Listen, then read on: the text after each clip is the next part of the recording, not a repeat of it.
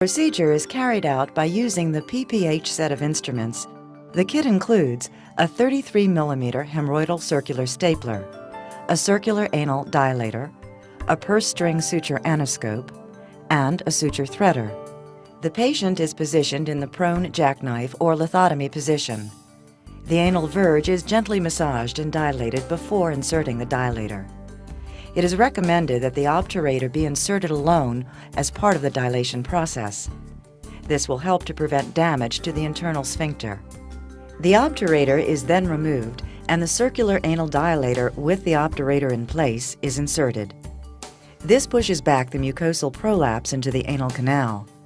It is important that the tubing aspect of the dilator, which is 3 centimeters in length, overlies the dentate line.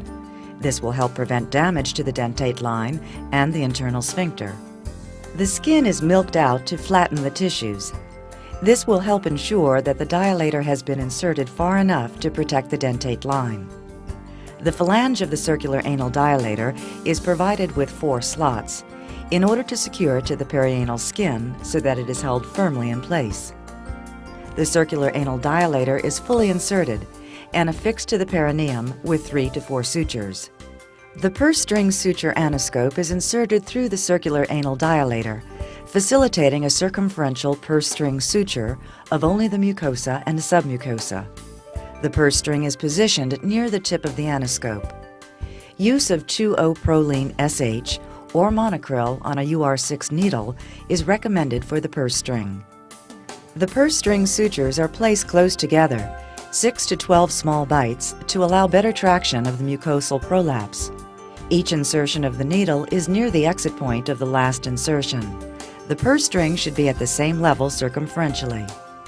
At each stitch, the purse string suture anoscope is extracted, then rotated and inserted again. Rotating the anoscope while it is fully inserted in the circular anal dilator can twist the mucosa and cause an improper asymmetric purse string suture. A finger is placed in the anus and the purse string is tightened to check that there is uniform circumferential closure and no skips or gaps. The location of the purse string suture must ultimately result in a staple line that resides at least 2 centimeters above the dentate line. Once the purse string suture has been completed, the hemorrhoidal circular stapler is fully opened and inserted with the anvil placed beyond the purse string suture. It must be confirmed that the anvil crosses the purse string. A careful examination is conducted to confirm that the entire circumference of the mucosa is up against the center of the rod. A surgical knot is made to secure the tissue onto the anvil shaft, and with the help of the suture threader, the ends of the threads are pulled through the lateral channels of the stapler. The stapler is then partially closed, advancing the stapler housing into the anal canal. The stapler housing of the hemorrhoidal circular stapler is longer than in conventional circular staplers and is provided with centimeter marks on top to facilitate its positioning in the anal canal.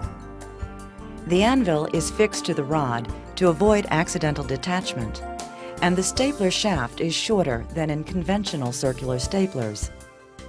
As the stapler is tightened, it is gently pushed into the anal canal, while moderate traction is maintained on the purse string, so that the prolapsed mucosa begins to be drawn into the stapler casing.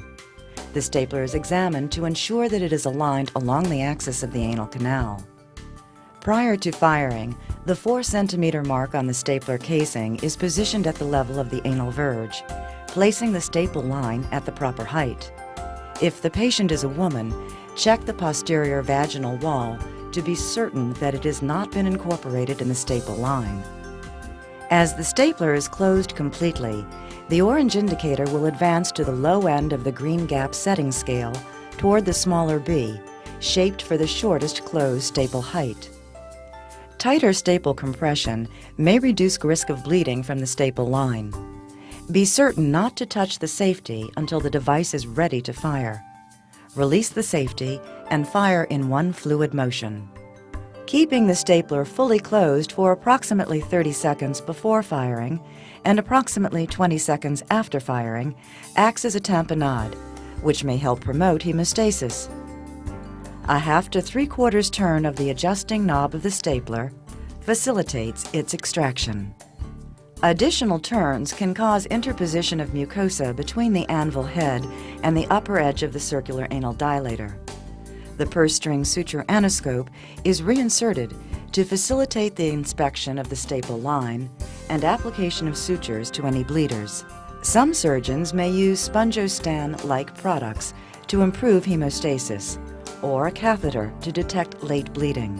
The donut is